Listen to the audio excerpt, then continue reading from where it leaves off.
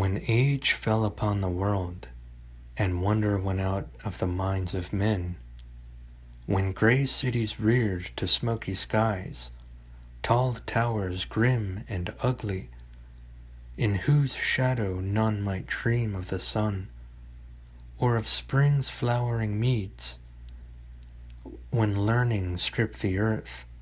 of her mantle of beauty, and poets sang no more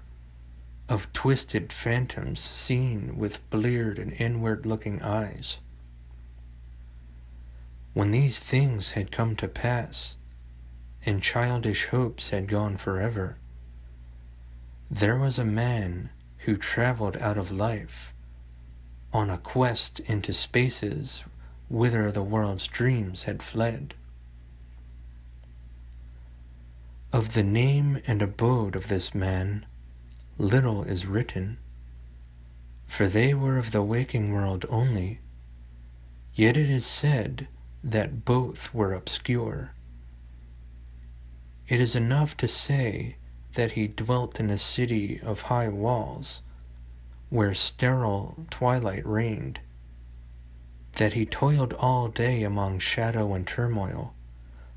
coming home at evening to a room whose one window opened not to open fields and groves,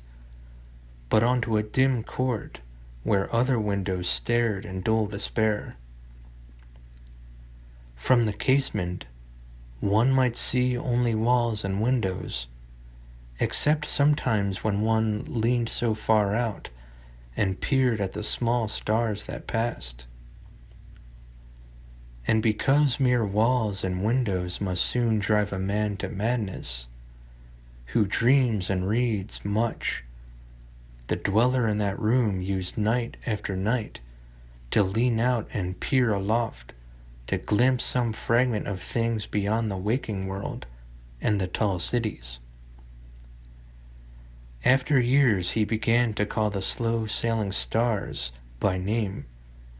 and to follow them in fancy when they glided regretfully out of sight,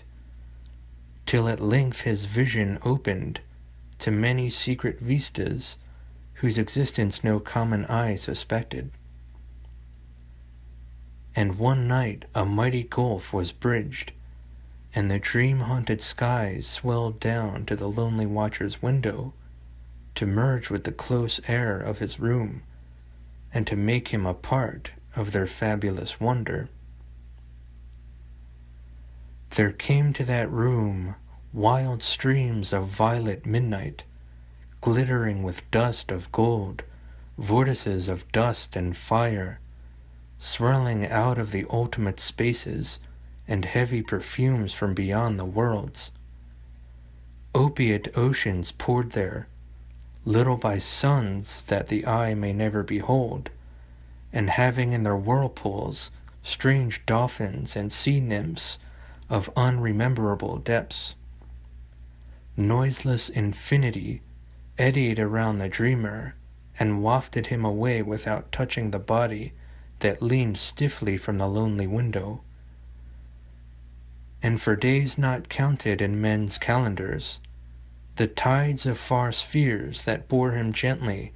to join the course of other cycles that tenderly left him sleeping on